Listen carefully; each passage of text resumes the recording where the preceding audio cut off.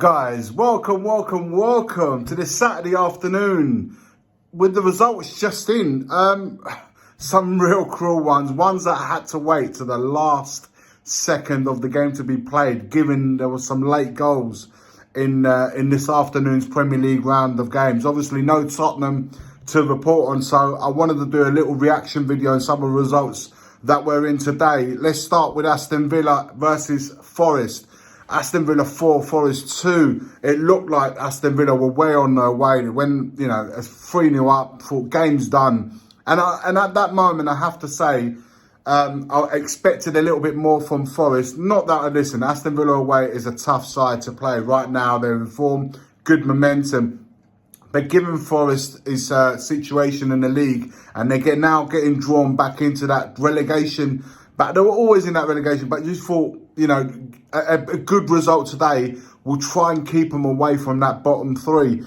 But, and that sort of, I thought was going to happen. They got one back and then they got the second back and all of a sudden it's game on. But it was quickly wiped away with Aston Villa getting their fourth goal and taking all 3 points. And like I said, Forest is slowly drawn back in amongst the others, the other 3, 4, 5 teams that are currently fighting to get out of the relegation. To be honest with you, my feeling is that the fate is sealed for both Burnley and Sheffield United. It's just a question to see if Luton can get out of that spot, and Forest and even the likes of Everton, who will move on to the next ones, like Brighton 1, Everton 1.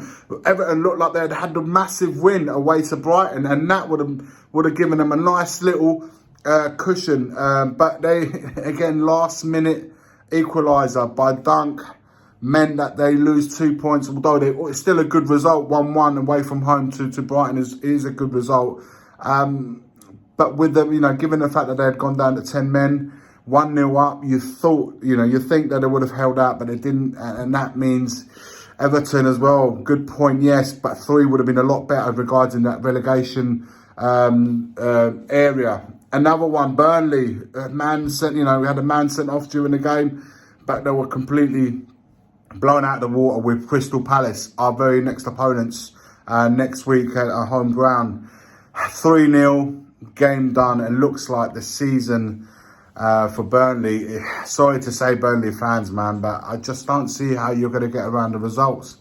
Do you stick with the manager, or do you try and salvage something by bringing someone else in? I don't know. Let me know your thoughts in the comments below, Burnley fans, if you watch our show. Let me know what you think. Do you want to stick with your manager currently with company, or do you want to? Do you feel this is the time now? We've got to part ways. If you want to stay in the Premier League, if not, let me know. And honestly, the shock of the day. Is it a shock? I don't know. You tell me. Man United 1, Fulham 2. Man United looked like they clawed it back last minute. This is what I was engaged with. Harry Maguire had equalised in the final moments of the game. And then Fulham, only to sucker punch them. Only moments later with Iwobi getting the winner and taking all 3 points back to London with them. That's a massive result for Fulham and a terrible one for Man United, who were looking to put the pressure on Spurs just ahead of them. And on us, to be honest with you, they would have got a lot closer with a win at Old Trafford today, but it wasn't to be, and they stay at arm's length, with us still with a game in hand.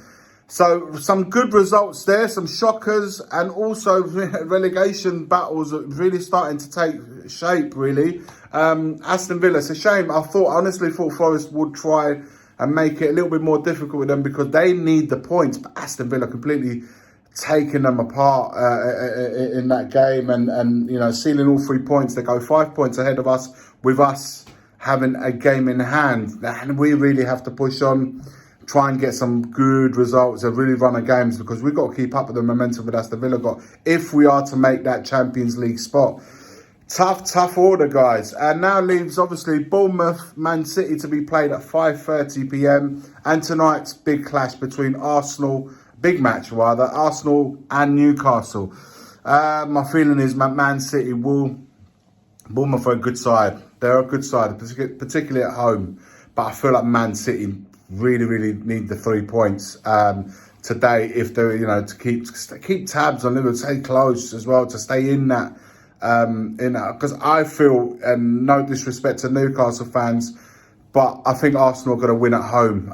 Newcastle's record at the Emirates is not of the greatest, and I feel like Arsenal at home could do it. However, if Newcastle are able to keep them, stay in the game for as long as possible into the second half, given Arsenal's, midweek game away to Porto, who, defeat to Porto, maybe, try and settle the nerves at the Emirates a little bit. But if Arsenal get their momentum going and score early on, I just see only one winner. So for Newcastle, the game plan has to be to try and stay in the game as long as possible. Try to make it a little bit nervy for the ground, for the players, for the fans.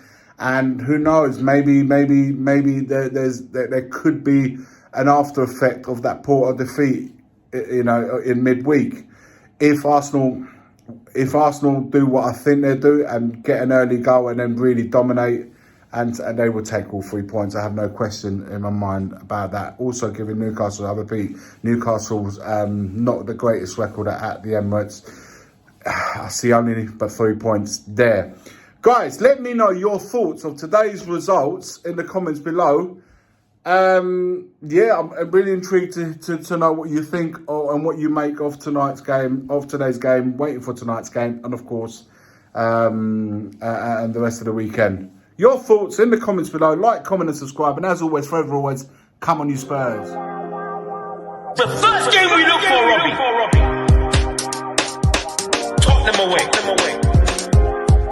When we got Tottenham away.